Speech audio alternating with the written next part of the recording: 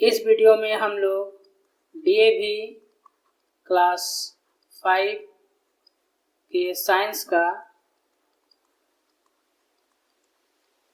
Chapter 2 plants पढ़ेंगे।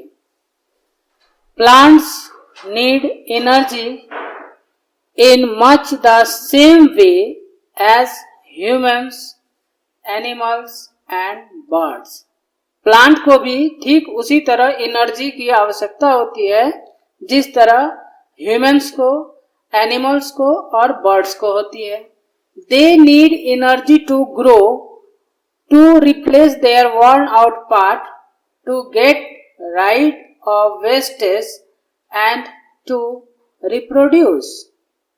Plant को भी ग्रो करने के लिए, अपने टूटे फूटे भागों को रिप्लेस करने के लिए और वेस्ट मटेरियल को प्लांट से बाहर निकालने के लिए, रिप्रोड्यूस करने के लिए एनर्जी की आवश्यकता होती है। Like all organisms, plants also get the energy they need from food. दूसरे ऑर्गेनिजम्स के तरह प्लांट को भी एनर्जी की आवश्यकता होती है जिसके लिए उसे फूड की आवश्यकता होती है। Plants are special because they synthesize or prepare their own food. Plant special है क्योंकि प्लांट जो है वह खुद से अपना फूड को सिंथेसिस करते हैं, यानी अपना फूड जो है वह स्वयं ही प्रिपेयर करते हैं। How do plants prepare food? Plants कैसे फूड प्रिपेयर करते हैं?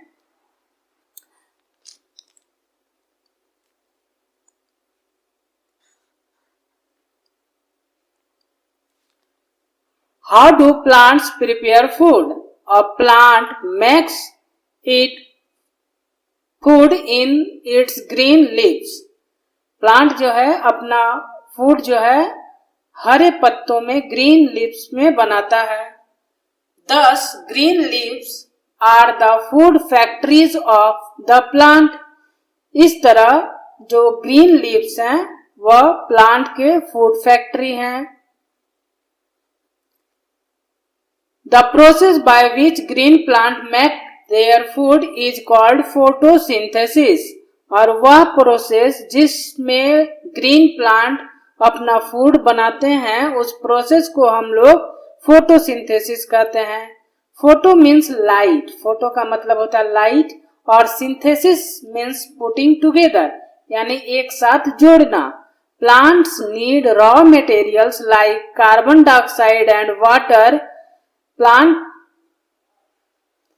प्लांट को फूड बनाने के लिए रॉ मटेरियल की आवश्यकता होती है, जैसे कार्बन डाइऑक्साइड और water. These are converted into food in the presence of sunlight and chlorophyll. और इस रॉ मटेरियल को यानी कार्बन डाइऑक्साइड और वाटर को प्लांट जो है सनलाइट और क्लोरोफिल के हेल्प से फूड में कन्वर्ट करता है। Carbon dioxide is taken from air through stomata. Carbon dioxide जो है वो एयर से लिया जाता है थ्रू स्टोमाटा। स्टोमाटा क्या होता है? Stomata are the tiny pores, यानी छोटे छोटे छेद होते हैं। टाइनी पोर्स, टाइनी यानी छोटा, पोर्स यानी कि छिद्र। Present on the leaf surface. कहाँ प्रेजेंट होता है? लीफ के सरफेस में, पत्तों के ऊपर। Water required by the plant is drawn from the soil. और प्लांट जो है वाटर कहाँ से लेते हैं? सॉयल से लेते हैं, थ्रू द रूट, रूट के द्वारा। Sunlight is available during day time. और सनलाइट जो है उनको डे टाइम में सन से मिल जाता है।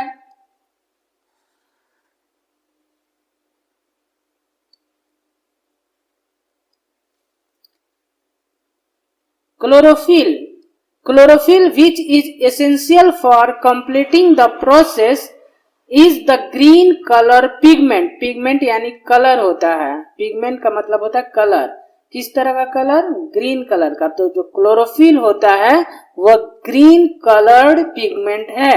हरे रंग का पिगमेंट यानी हरा रंग, जो पत्तियों में हरा रंग होता है वो क्लोरोफिल के कारण होता है। Present in the green leaves of plants. Some plants need extra food in addition to what they prepare by photosynthesis. कुछ प्लांट को फोटोसिंथेसिस के अलावा यानी फोटोसिंथेसिस में बनाए गए फूड के अलावा भी एडिशनल फूड की आवश्यकता होती है। These are plants that grow in poor soil which lacks nitrogen salt. वैसे सॉइल में ग्रो होने वाले प्लांट जहाँ की सॉइल में नाइट्रोजन की कमी होती है, वहाँ का जो प्लांट होता है उनको नाइट्रोजन की आवश्यकता होती है। They get their extra nourishment from insects. और वे अपना एक्स्ट्रा जो न्यूट्रिशन है वह इंसेक्ट से लेते हैं, यानी इंसेक्ट को खा जाते हैं और उन इंसेक्ट में जो नाइट्रोजन होता है उससे वो प्लांट अपने नाइट्रोजन की कमी को पूरा कर लेते हैं।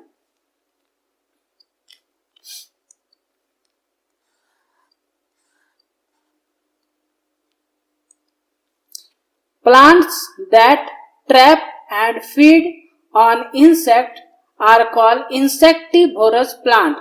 वैसे प्लांट जो इंसेक्ट को पकड़ते हैं और खाते हैं उनको हम लोग इंसेक्टिवोरस प्लांट कहते हैं। Venus fly trap and pitcher plant are two examples of such plants. Venus fly trap और फीचर प्लांट्स ये दो इंसेक्टिवोरस प्लांट के एग्जाम्पल्स हैं। यहाँ पर जो है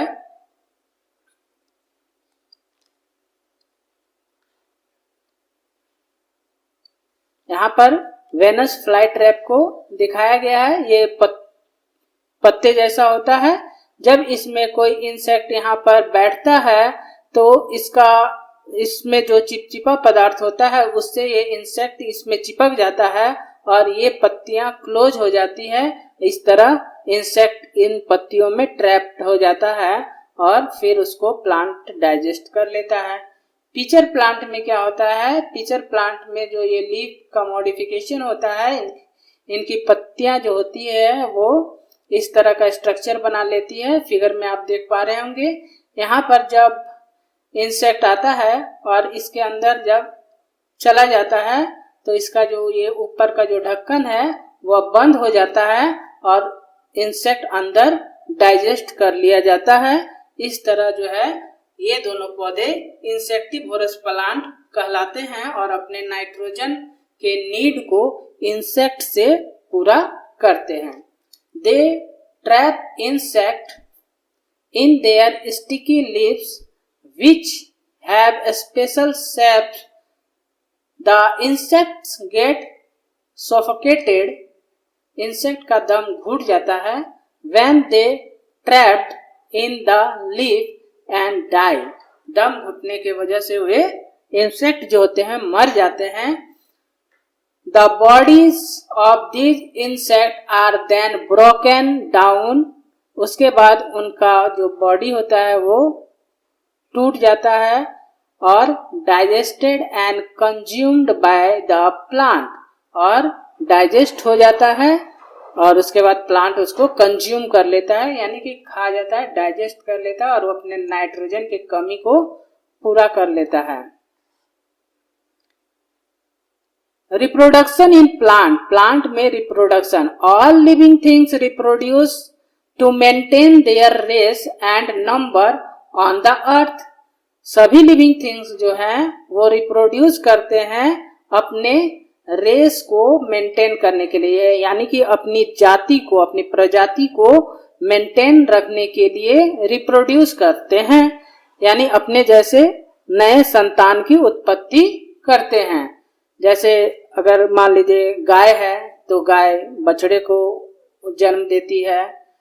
इसी तरह जो प्लांट्स होते हैं वे नए प्लांट्स को जन्म देते हैं, सीड प्रोड्यूस करते हैं, सीड से नया प्लांट होता है, तो प्लांट भी जो है रिप्रोड्यूस करते हैं और नए प्लांट्स बनाते हैं।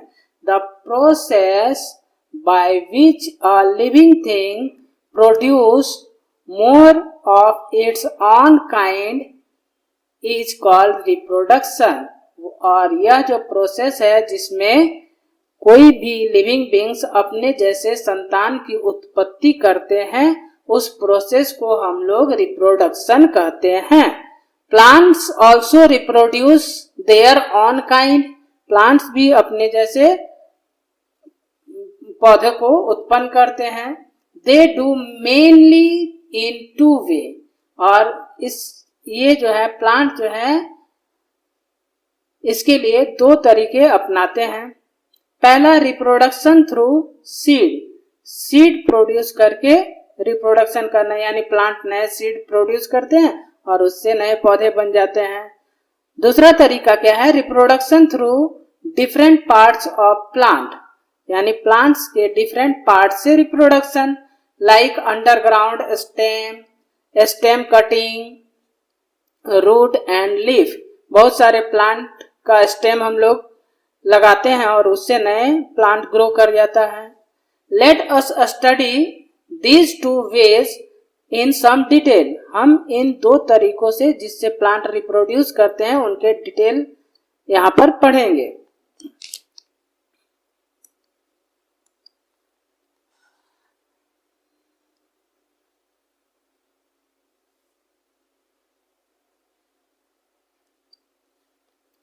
Reproduction through seed. सीड के द्वारा reproduction. The seeds of plant usually develop inside the fruit. जो सीड होता है वह प्लांट जो डेवलप करता है, यानी फ्रूट के अंदर जो होता है सीड होता है।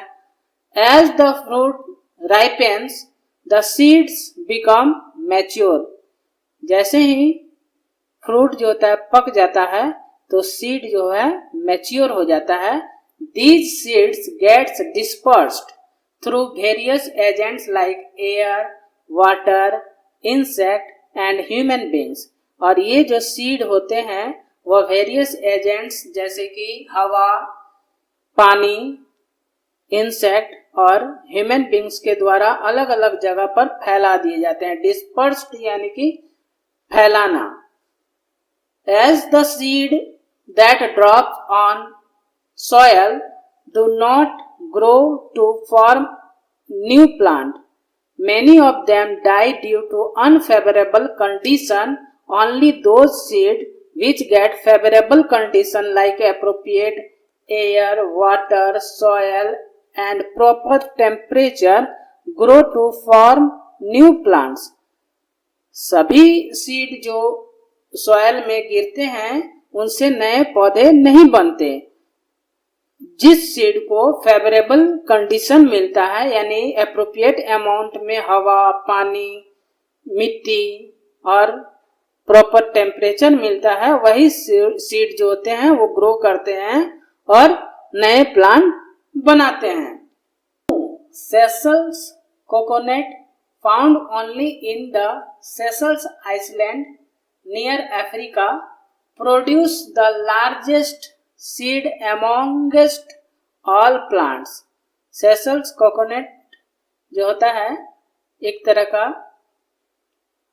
सीड होता है जो कि अफ्रीका में पाया जाता है और ये जो है लार्जेस्ट सीड होता है। The fruit of this palm tree, ये जो होता है पाम ट्री का सीड होता है, looks like two coconuts joined together. ऐसा लगता है जैसे कि दो नारियल एक साथ जुड़े हुए हैं। This is also called the double coconut. इसको डबल कोकोनट भी बोला जाता है।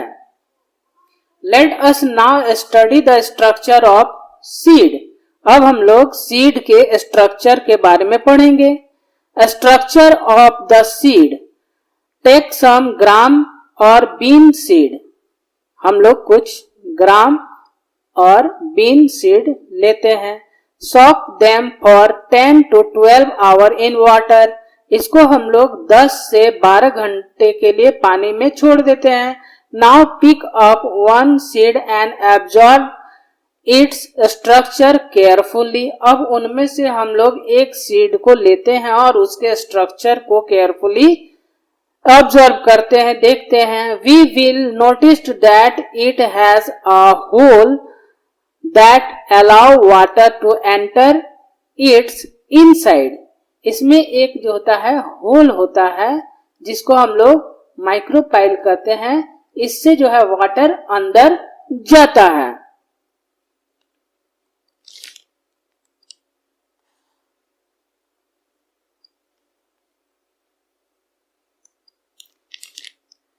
This hole is known as micropyle. इस होल को हम लोग माइक्रोपाइल कहते हैं. The seed is covered by an outer layer called seed coat.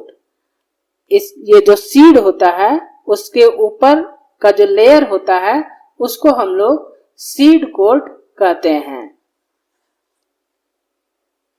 ऊपर का जो छिलका होता है उसको हम लोग सीड कोट कहते हैं. इनसाइड सीड कोट के अंदर there are seed leaves. Seed leaves होते हैं जिसको हम लोग कॉटिलेडन्स कहते हैं. Called cotyledons. इसको हम लोग कॉटिलेडन्स कहते हैं. इस तरह चना को हम लोग दो पार्ट में डिवाइड हो जाता है. जब हम लोग उसको दबाते हैं तो दो टुकड़ा हो जाता है और उन दोनों टुकड़ों को हम लोग कॉटिलेडन्स कहते हैं. Some plants like pea, gram and bean have two cotyledons. कुछ सीड होते हैं जिनमें दो कॉटिलेडन्स होते हैं जैसे कि चना, मटर. whereas wheat, राइस एंड मेज, गेहूं, चावल और मक्का हैव ओनली वन कॉटिलेडन्स. इनमें जो है केवल एक कॉटिलेडन्स होता है. Inside the seed leaves there are a baby plant. इन सीड लीव्स के अंदर जो होता है बेबी प्लांट होता है. The baby plant has a tiny root and a tiny shoot. इस बेबी प्लांट में जो होता है एक टाइनी शूट होता है और एक टाइनी रूट होता है. यानी छोटा सा जड़ होता है और छोटा सा तना होता है. The cotyledons store food for the baby plant. Cotyledons क्या करते हैं? बेबी प्लांट्स के लिए फूड स्टोर करते हैं ताकि बेबी प्लांट ग्रो कर सके.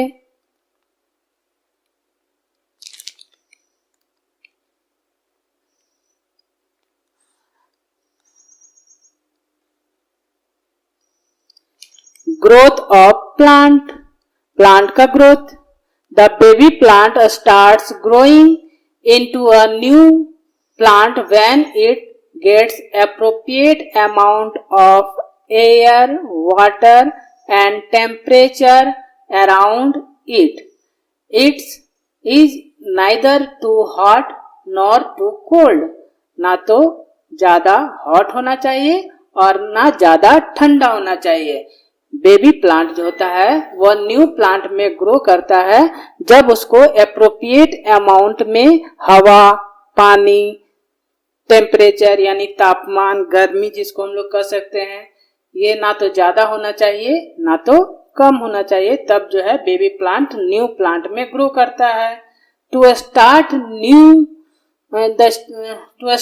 With the cotyledons provide food to the growing plant. Cotyledons क्या करते हैं?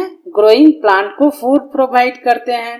Later on the plant starts making its own food with the help of its leaves.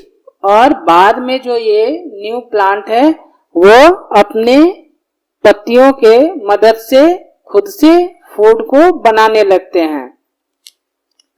Activity क्या करना है? Soak some moong dal and wheat seed, spread this for 10 to 12 hours, observe and compare the structures, report the difference in their structures observed by you and your teacher. हम लोगों को मूंग का दाल लेना है और गेहूं का सीड लेना है और उसको हम लोग 10 से 12 घंटे के लिए पानी में भिगो देना है। उसके बाद हम लोगों को दोनों सीड का स्टडी करना है।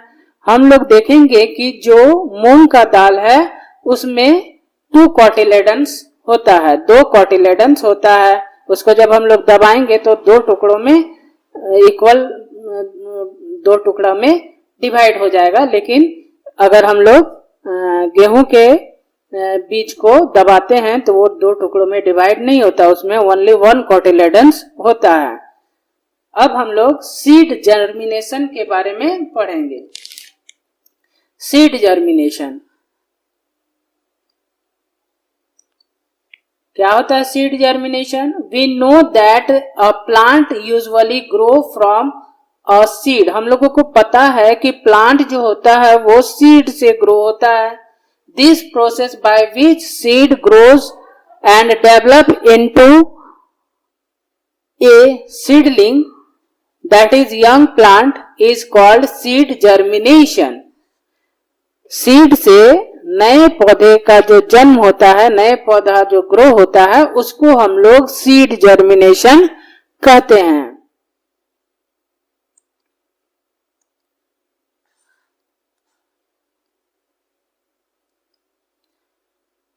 सबसे पहले हम लोग सीड को जमीन में गाड़ते हैं, फिर उसमें से जो है जड़ निकलना स्टार्ट होता है, रूट निकल रहा है। उसके बाद जो ये रूट है उसमें फिर फर्स्ट टाइम जो है फर्स्ट लीफ इसका निकलता है और उसके बाद इससे जो है नया पौधा बन जाता है। और ये जो स्टेजेस है वो सीड जर्मिनेशन का स्टेज है। इस तरह जो है सीड जर्मिनेट करके न्यू प्लांट बनाता है।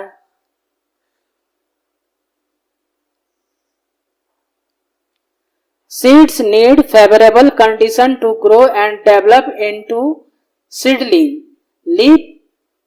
Let us do an activity to study the conditions that are necessary for germination of a seed. Seed को जो है फेवरेबल कंडीशन चाहिए ग्रो करने के लिए। सीड से प्लांट को ग्रो करवाने के लिए हम लोगों को फेवरेबल कंडीशन प्लांट को देना पड़ता है। Let us do an activity to study the condition that are necessary for germination of seed. हम लोग इस एक्टिविटी में देखेंगे कि सीड जर्मिनेशन के लिए कौन सा कंडीशन जो है वो नेसेसरी है। Activity, take some seed of gram and moong dal, put them separately in 4 glass dishes, लेवल as A, B, C and D। हम लोग 4 ग्लास डिशेस लेते हैं, उसमें A, B, C लिख देते हैं, A, B, C और D लिख देते हैं और उसको जो है 4 से 5 दिन के लिए अलग अलग कंडीशन में रखते हैं। पहला कंडीशन क्या है? Keep seed on moist cotton at room temperature. इसको जो है हम लोग रूम टेम्परेचर में रखते हैं। Keep seeds without water at room temperature. इसको हम लोग बिना पानी के लगते हैं। इसमें देखिए पहला में जो हम लोग मॉइस्ट कॉटन यानी पानी डालकर रूम टेम्परेचर में रखते हैं, इसको बिना पानी के हम लोग रूम टेम्परेचर में रखते हैं। Keep seeds in dish completely filled with water at room temperature. इसको पूरा पानी से भर देते हैं, एकदम डुबा देते हैं और उसको फिर रूम टेम्परेचर में रख देते हैं। और फिर जो हमारा जो चौथा कंडीशन है क्या है?